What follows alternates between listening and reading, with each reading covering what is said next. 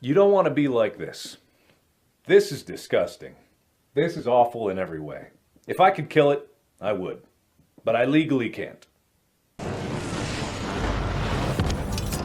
Okay, so, like, imagine right after the mountain erupts in Vardenfell, Nerevar kind of turns out like Spider-Man when Thanos snapped his fingers. Just, you know, to be reborn all over again. Pretty spectacular. But this time it's like 6 years later, and he wakes up in the Imperial prison. And then, get this, he meets Sir Patrick Stewart before things go totally off the rails, and he busts a cap in SpongeBob. You motherfuckers are gonna kill all my lilies! Hi, Squidward. Wanna play?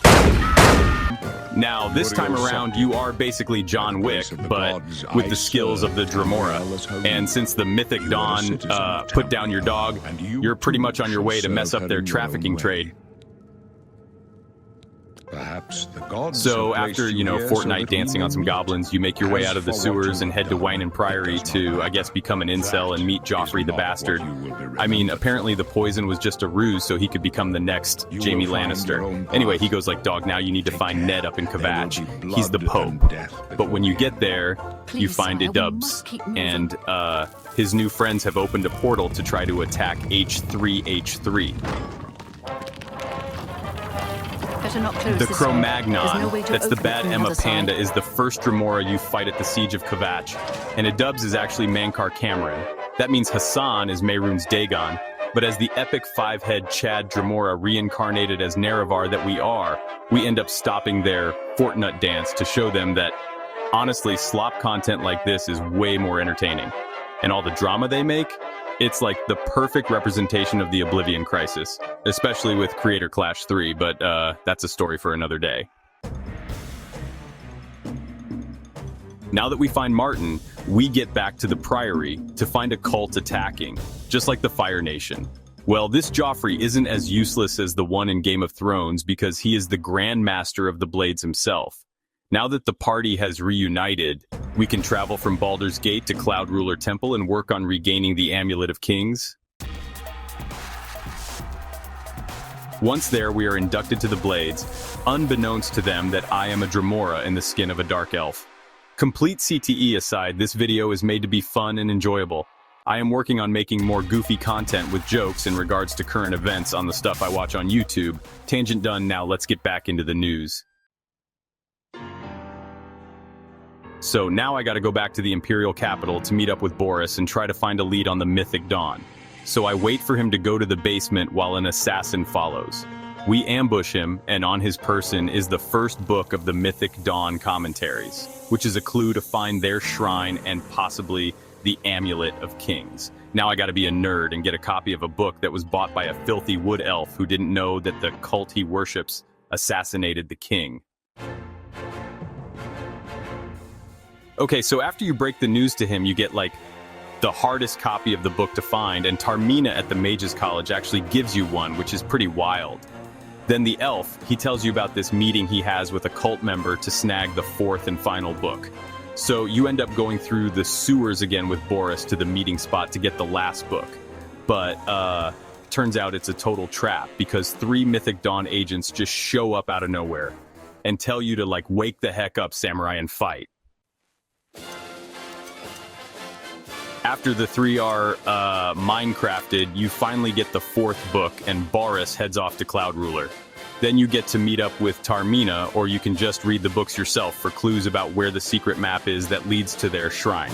By the way, it'll only show up at noon on a crypt, which is kind of specific. So now that we've got the location, we go and, I guess, join a cult. But not to drink the Kool-Aid or anything. Just to get to Idubbbs. But, like, I end up Minecrafting an Argonian who might be way too lusty, kind of like Robert Downey Jr. with Tobey Maguire in that one little clip from Tropic Thunder. And with his cuck powers, he opens a portal to his, Anissa's paradise, where honestly everyone is just miserable. This is where the story, you know, really starts to go off the rails a bit more, all for the memes. The fetch quests never end, I swear. Now that he's gone, we can finally get the book, The Mysterious Xarxes, which you need 4 items for, and you have to get them in the right order or you totally break the main quest. Like, I actually did that once. I did the Allies for Bruma quest before grabbing the ancient Welkin stone, and yeah, I softlocked the story. So now we head over to Miss Karkin to, put the souls of some blades to rest, grab the armor that Martin is going to wear for the Battle of Bruma, and, oh right, get some blood from the deceased Tiber Septum so I can make it to paradise.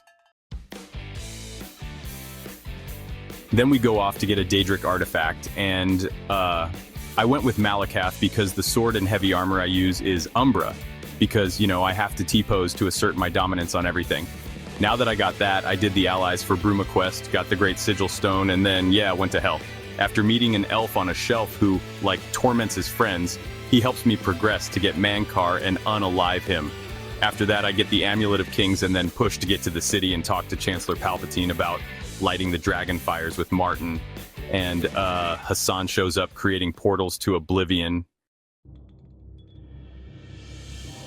We get to the Temple of the One, and Martin shatters the amulet like a Chad, and becomes the avatar of Ethan Klein to banish Mehrunes, forever, ending the Oblivion crisis.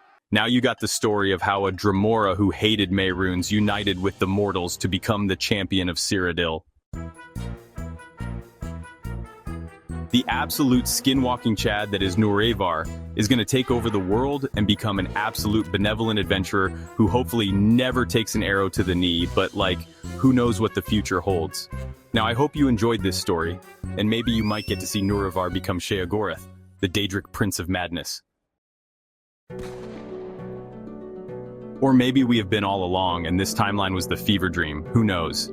Maybe I'll make another meme of a character to see if playing an NPC build is viable to beat any of the big storylines. I hope you guys enjoy this video and hope to look more toward the future of this channel. This has been Heyobrawly and y'all can go now. Oh, and penis, and don't touch any Sonic U medallions, or you'll become like Nick Rekieta or Mudahar. Maybe we'll also react to some good body cam footage in the future too. Everyone loves a good dumpster fire, am I right?